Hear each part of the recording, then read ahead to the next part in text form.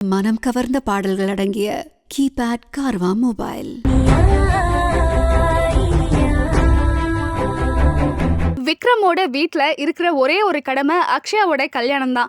அதையும் நல்லபடியாக நடத்தி முடிச்சுட்டா ஒரு பெரிய வேலை குறையும் அப்படின்னு கௌரியிலேருந்து அந்த வீட்டில் இருக்கக்கூடிய எல்லாருமே தடபுடலா சூர்யாவுக்கும் அக்ஷயாவுக்கும் கல்யாண ஏற்பாடுகள் பண்ணிக்கிட்டு இருக்காங்க.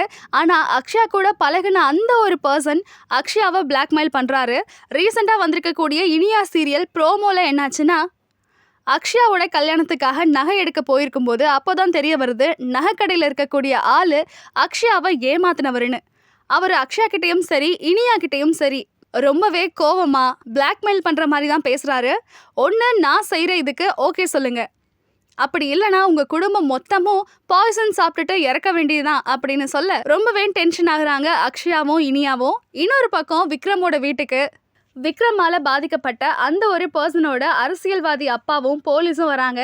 அந்த போலீஸ் என்ன சொல்றாருன்னா, நாங்க தேடிக்கிட்டு இருக்க விக்ரம் உங்களோட ஹஸ்பண்ட் தானா அப்படின்னு சொல்ல, எங்க விக்ரம் செஞ்சது எல்லாருக்கும் தெரிய வந்துடுமோ அப்படின்னு பயப்படுறாங்க இனியா. இன்னொரு பக்கம் கௌரி ரொம்பவே குழம்பி போயிருக்காங்க. இவங்க யாரு, என்ன, எதுக்கு நம்ம வீட்டுக்கு வந்திருக்காங்கன்னு எனக்கு ஒண்ணுமே புரியல அப்படின்னு இனியா கிட்ட சொல்லிக்கிட்டு இருக்காங்க.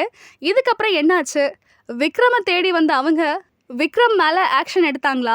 அக்ஷயாவுக்கு நல்லபடியா சூர்யா கூட மேரேஜ் நடந்ததா? இத பத்தி எல்லாம் வரக்கூடிய எபிசோட்ல பார்க்கலாம்.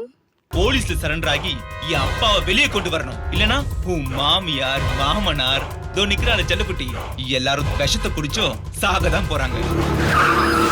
சொல்றத கேளுங்க. இவங்க யாரு, எதுக்கு வந்திருக்காங்கன்னு எனக்கு ஒண்ணும் புரியல. மேடம், இது உங்க வீடு தானே? அப்ப நாங்க தேடுற விக்ரம் உங்க ஹஸ்பண்ட்?